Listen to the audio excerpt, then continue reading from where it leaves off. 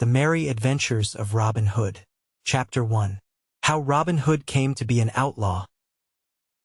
In merry England in the time of old, when good King Henry II ruled the land, there lived within the green glades of Sherwood Forest, near Nottingham town, a famous outlaw whose name was Robin Hood.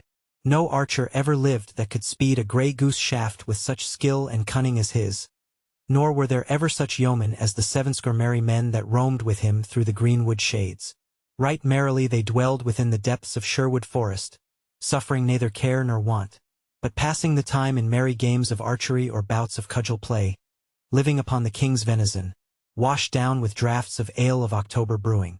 Not only Robin himself but all the band were outlaws and dwelled apart from other men, yet they were beloved by the country people round about, for no one ever came to jolly Robin for help in time of need and went away again with an empty fist. And now I will tell how it came about that Robin Hood fell afoul of the law. When Robin was a youth of 18, stout of sinew and bold of heart, the Sheriff of Nottingham proclaimed a shooting match and offered a prize of a butt of ale to whosoever should shoot the best shaft in Nottinghamshire. Now, quoth Robin, will I go too, for fain would I draw a string for the bright eyes of my lass and a butt of good October brewing. So up he got and took his good stout yew bow and a score or more of broad cloth-yard arrows, and started off from Locksley town through Sherwood Forest to Nottingham. It was at the dawn of day in the merry Maytime, when hedgerows are green and flowers bedeck the meadows. Daisies pied and yellow cuckoo buds and fair primroses all along the briery hedges. When apple buds blossom and sweet birds sing, the lark at dawn of day, the throstle cock and cuckoo. When lads and lasses look upon each other with sweet thoughts. When busy housewives spread their linen to bleach upon the bright green grass. Sweet was the greenwood as he walked along its paths, and bright the green and rustling leaves, amid which the little birds sang with might and main. And blithely Robin whistled as he trudged along, thinking of Maid Marian and her bright eyes, for at such times a youth's thoughts are wont to turn pleasantly upon the lass that he loves the best. As thus he walked along with a brisk step and a merry whistle, he came suddenly upon some foresters seated beneath a great oak tree. 15 there were in all, making themselves merry with feasting and drinking as they sat around a huge pasty, to which each man helped himself, thrusting his hands into the pie, and washing down that which they ate with great horns of ale which they drew all foaming from a barrel that stood nigh.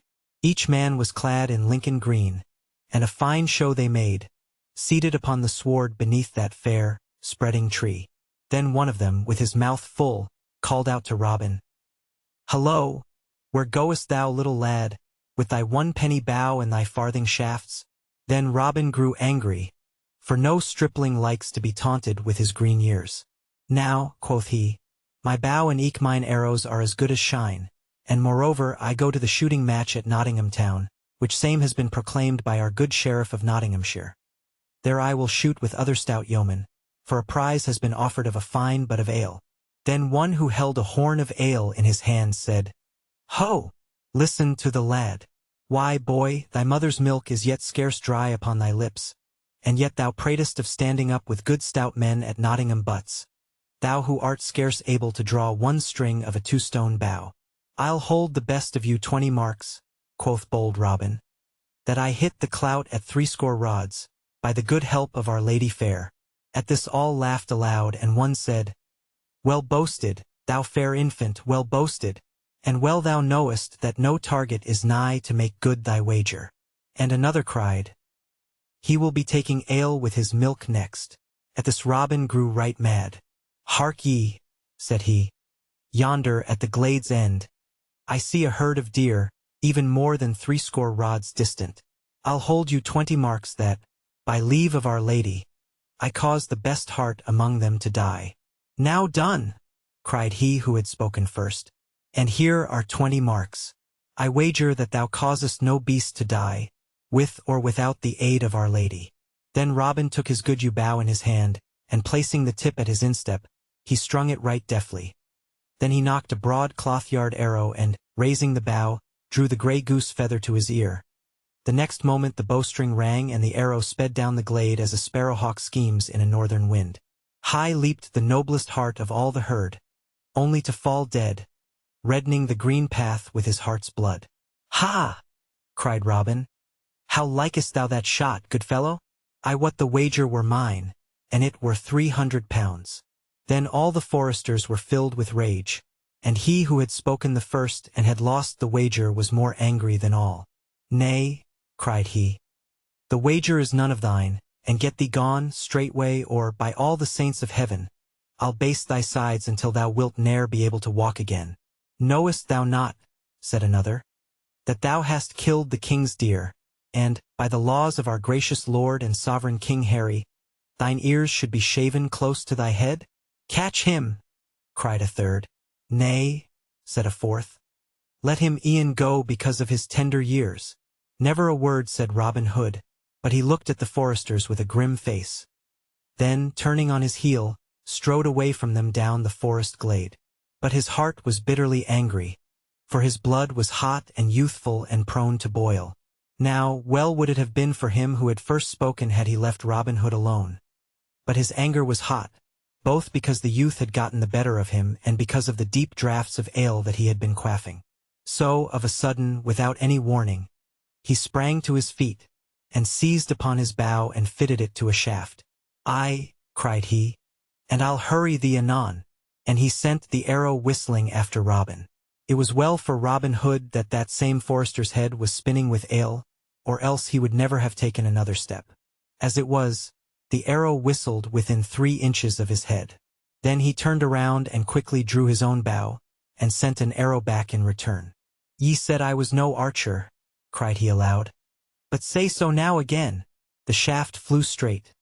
The archer fell forward with a cry, and lay on his face upon the ground, his arrows rattling about him from out of his quiver, the grey goose shaft wet with his heart's blood. Then, before the others could gather their wits about them, Robin Hood was gone into the depths of the greenwood. Some started after him, but not with much heart, for each feared to suffer the death of his fellow. So presently they all came and lifted the dead man up and bore him away to Nottingham town. Meanwhile Robin Hood ran through the greenwood. Gone was all the joy and brightness from everything, for his heart was sick within him, and it was borne in upon his soul that he had slain a man. Alas, cried he, thou hast found me an archer that will make thy wife to ring. I would that thou hadst ne'er said one word to me, or that I had never passed thy way, or e'en that my right forefinger had been stricken off ere that this had happened. In haste I smote, but grieve I sore at leisure. And then, even in his trouble, he remembered the old saw that what is done, and the egg cracked cannot be cured. And so he came to dwell in the greenwood that was to be his home for many a year to come, never again to see the happy days with the lads and lasses of sweet Locksley town. For he was outlawed, not only because he had killed a man, but also because he had poached upon the king's deer, and 200 pounds were set upon his head, as a reward for whoever would bring him to the court of the king. Now the sheriff of Nottingham swore that he himself would bring this knave Robin Hood to justice, and for 2 reasons. First, because he wanted the 200 pounds, and next, because the forester that Robin Hood had killed was of kin to him. But Robin Hood lay hidden in Sherwood Forest for 1 year, and in that time there gathered around him many others like himself, cast out from other folk for this cause and for that. Some had shot deer in hungry wintertime, when they could get no other food, and had been seen in the act by the foresters, but had escaped, thus saving their ears. Some had been turned out of their inheritance, that their farms might be added to the king's lands in Sherwood Forest. Some had been despoiled by a great baron or a rich abbot or a powerful esquire, all, for one cause or another, had come to Sherwood to escape wrong and oppression. So, in all that year 50 or more good stout yeomen gathered about Robin Hood, and chose him to be their leader and chief. Then they vowed that even as they themselves had been despoiled they would despoil their oppressors, whether baron, abbot, knight, or squire, and that from each they would take that which had been wrung from the poor by unjust taxes, or land rents, or in wrongful fines. But to the poor folk they would give a helping hand in need and trouble, and would return to them that which had been unjustly taken from them. Besides this, they swore never to harm a child nor to wrong a woman, be she maid, wife, or widow. So that, after a while, when the people began to find that no harm was meant to them, but that money or food came in time of want to many a poor family, they came to praise Robin and his merry men, and to tell many tales of him and of his doings in Sherwood Forest, for they felt him to be one of themselves. Up rose Robin Hood one merry morn when all the birds were singing blithely among the leaves, and up rose all his merry men, each fellow washing his head and hands in the cold brown brook that leaped laughing from stone to stone.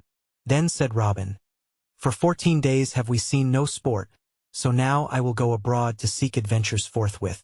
But tarry ye, my merry men all, here in the greenwood. Only see that ye mind well my call. 3 blasts upon the bugle horn I will blow in my hour of need. Then come quickly, for I shall want your aid." So saying, he strode away through the leafy forest glades until he had come to the verge of Sherwood. There he wandered for a long time, through highway and byway, through Dingley dell and forest skirts. Now he met a fair buxom lass in a shady lane, and each gave the other a merry word and passed their way. Now he saw a fair lady upon an ambling pad, to whom he doffed his cap, and who bowed sedately in return to the fair youth. Now he saw a fat monk on a pannier-laden ass. Now a gallant knight, with spear and shield and armor that flashed brightly in the sunlight. Now a page clad in crimson, and now a stout burgher from good Nottingham town, pacing along with serious footsteps. All these sights he saw, but adventure found he none. At last he took a road by the forest skirts, a bypath that dipped toward a broad, pebbly stream spanned by a narrow bridge made of a log of wood. As he drew nigh this bridge, he saw a tall stranger coming from the other side. Thereupon Robin quickened his pace, as did the stranger likewise, each thinking to cross first. "Now stand thou back," quoth Robin, "and let the better man cross first." "Nay," answered the stranger. "Then stand back shine own self, for the better man I wet am I." "That will we presently see," quoth Robin, "and meanwhile stand thou where thou art, or else, by the bright brow of Saint Elfrida, I will show thee right good Nottingham play with a cloth-yard shaft betwixt thy ribs." "Now," quoth the stranger, "I will tan thy hide till it be as many colors as a beggar's cloak, if thou darest so much as touch a string of that same bough that thou holdest in thy hands." "Thou pratest like an ass," said Robin, "for I could send this shaft clean through thy proud heart before a curtal friar could say grace over a roast goose at Michaelmastide." "And thou pratest like a coward," answered the stranger, "for thou standest there with a good yew bow to shoot at my heart, while I have not in my hand but a plain blackthorn staff wherewith to meet thee." "Now," quoth Robin, "by the faith of my heart, never have I had a coward's name in all my life before. I will lay by my trusty bow and eke my arrows, and if thou darest abide my coming, I will go and cut a cudgel to test thy manhood withal." "Ay, marry, that will I abide thy coming, and joyously too," quoth the stranger. Whereupon he leaned sturdily upon his staff to await Robin. Then Robin Hood stepped quickly to the coverside and cut a good staff of ground oak, straight, without new, and 6 feet in length, and came back trimming away the tender stems from it, while the stranger waited for him, leaning upon his staff and whistling as he gazed round about. Robin observed him furtively as he trimmed his staff, measuring him from top to toe from out the corner of his eye, and thought that he had never seen a lustier or a stouter man. Tall was Robin, but taller was the stranger by a head and a neck, for he was 7 feet in height. Broad was Robin across the shoulders, but broader was the stranger by twice the breadth of a palm, while he measured at least an ell around the waist. "Nevertheless," said Robin to himself, "I will baste thy hide right merrily, my good fellow." Then aloud, "Lo, here is my good staff lusty and tough. Now wait my coming, and thou darest, and meet me and thou fearest not. Then we will fight until one or the other of us tumble into the stream by dint of blows." "Marry, that meeteth my whole heart," cried the stranger, twirling his staff above his head, betwixt his fingers and thumb, until it whistled again. Never did the knights of Arthur's Round Table meet in a stouter fight than did these two. In a moment Robin stepped quickly upon the bridge where the stranger stood. First he made a feint, and then delivered a blow at the stranger's head that, had it met its mark, would have tumbled him speedily into the water. But the stranger turned the blow right deftly, and in return gave one as stout, which Robin also turned as the stranger had done. So they stood each in his place, neither moving a finger's breadth back, for 1 good hour, and many blows were given and received by each in that time, till here and there were sore bones and bumps, yet neither thought of crying enough, nor seemed likely to fall from off the bridge. Now and then they stopped to rest, and each thought that he never had seen in all his life before such a hand at quarterstaff. At last Robin gave the stranger a blow upon the ribs that made his jacket smoke like a damp straw thatch in the sun. So shrewd was the stroke that the stranger came within a hair's breadth of falling off the bridge. But he regained himself right quickly and, by a dexterous blow, gave Robin a crack on the crown that caused the blood to flow. Then Robin grew mad with anger and smote with all his might at the other. But the stranger warded the blow and once again thwacked Robin, and this time so fairly that he fell heels over head into the water, as the queen pin falls in a game of bowls. "And where art thou now, my good lad?" shouted the stranger, roaring with laughter. "Oh, in the flood and floating adown with the tide," cried Robin, nor could he forbear laughing himself at his sorry plight. Then, gaining his feet, he waded to the bank, the little fish speeding hither and thither, all frightened at his splashing. "Give me thy hand," cried he when he had reached the bank. "I must needs own thou art a brave and a sturdy soul and, withal, a good stout stroke with the cudgels. By this and by that, my head hummeth like to a hive of bees on a hot June day." Then he clapped his horn to his lips and winded a blast that went echoing sweetly down the forest paths. "Ay, marry," quoth he again, "thou art a tall lad, and eke a brave one, for ne'er, I bow, is there a man betwixt here and Canterbury town could do the like to me that thou hast done. And thou," quoth the stranger, laughing, "takest thy cudgelling like a brave heart and a stout yeoman." But now the distant twigs and branches rustled with the coming of men, and suddenly a score or two of good stout yeomen, all clad in Lincoln green, burst from out the covert, with merry Will Stutely at their head. "Good master," cried Will, "how is this? Truly thou art all wet from head to foot, and that to the very skin." "Why, marry," answered jolly Robin, "yon stout fellow hath tumbled me neck and crop into the water and hath given me a drubbing beside."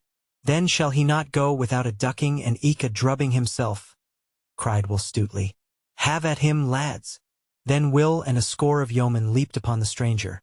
But though they sprang quickly they found him ready and felt him strike right and left with his stout staff, so that, though he went down with press of numbers, some of them rubbed cracked crowns before he was overcome. "Nay, forbear," cried Robin, laughing until his sore sides ached again. "He is a right good man and true, and no harm shall befall him. Now hark ye, good youth, wilt thou stay with me and be one of my band? 3 suits of Lincoln green shalt thou have each year, beside 40 marks in fee, and share with us whatsoever good shall befall us. Thou shalt eat sweet venison and quaff the stoutest ale, and mine own good right-hand man shalt thou be, for never did I see such a cudgel player in all my life before. Speak, wilt thou be one of my good merry men?" "That know I not," quoth the stranger surlily, for he was angry at being so tumbled about.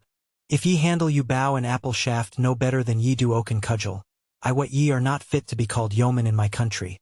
But if there be any man here that can shoot a better shaft than I, then will I bethink me of joining with you." "Now by my faith," said Robin, "thou art a right saucy varlet, sirrah, yet I will stoop to thee as I never stooped to man before. Good Stutely, cut thou a fair white piece of bark 4 fingers in breadth, and set it 80 yards distant on yonder oak. Now, stranger, hit that fairly with a grey goose shaft and call thyself an archer." "Ay, marry, that will I," answered he.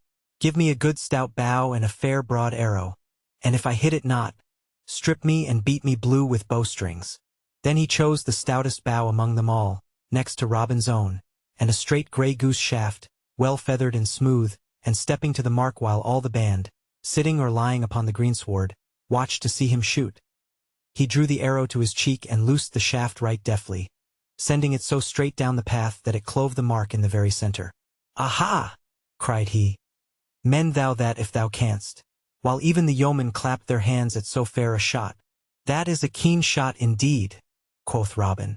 "Mend it I cannot, but mar it I may, perhaps."